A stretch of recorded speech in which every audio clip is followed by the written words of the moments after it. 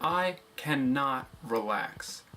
I have directly attached my work and habits to my self-value, so if I'm not being productive, then that means I'm not having a good day.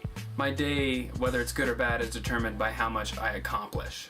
And yeah, sure, you may be thinking that that's just how our culture works, but that doesn't mean that's how it should be. Just because Canada can't relax doesn't mean that I shouldn't, but how can I?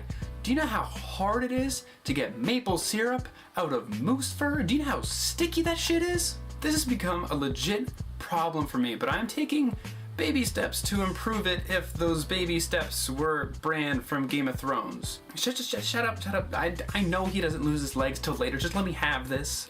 The reason I can't relax is because I'm just looking way too far into the future.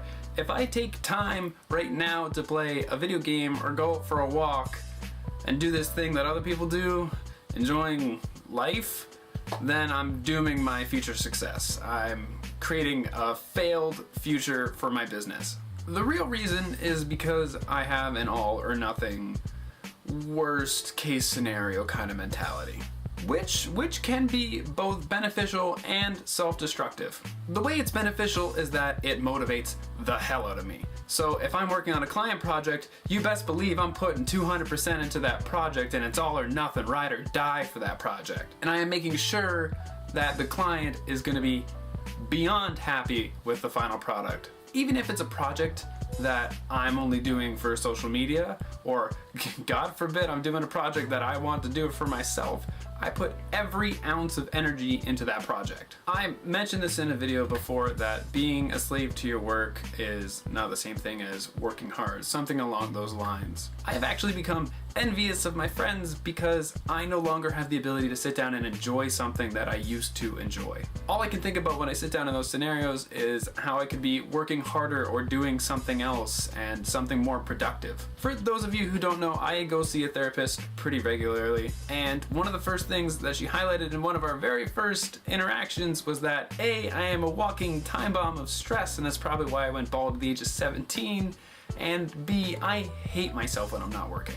I consider myself to be a failure if I'm not working, and not just a failure right now, but a failure in my future. So to counteract this, I started booking time out of my day where I go do something that I regularly used to enjoy before depression and anxiety moved in with me, and they just don't move out.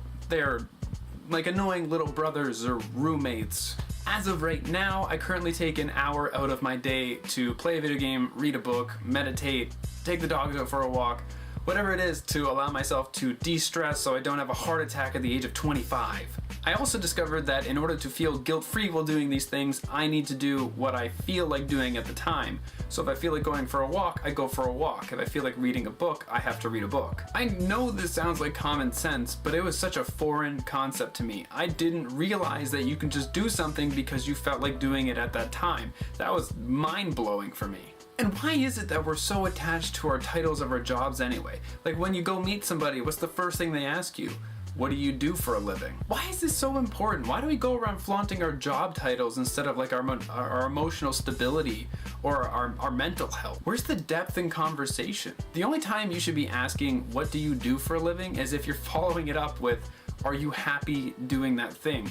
Or what would you like to be doing instead of that? I want to know what someone's hopes and ambitions and what their dream job is instead of where they're at and what they're doing. I think working hard and dedication are great qualities to have, but it can be applied to so much more than just a job. Unless you love your job, then you're just a magical little unicorn prancing around the internet with a target painted on your back, because the internet hates that shit. They don't like happiness. I want to be known for more than just my job title. I want to be known for who I am and not what I do to make a living. That reason alone is why I need to work at living and stop living to work. Thank you for watching and tuning in. I hope this helps someone out there. That's kind of why I make these. I hope that someone else is as work obsessed as I am and they can find comfort in a video like this. And stop worrying so damn much. You'll go bald. Trust me. If you want to check out my last video, it is about learning to love the process. So if you get as frustrated as I do during the sketching phase or the brainstorming phase, then you can find a little comfort in that video. Other than that, I will catch you in the next one, and stay kind and work hard.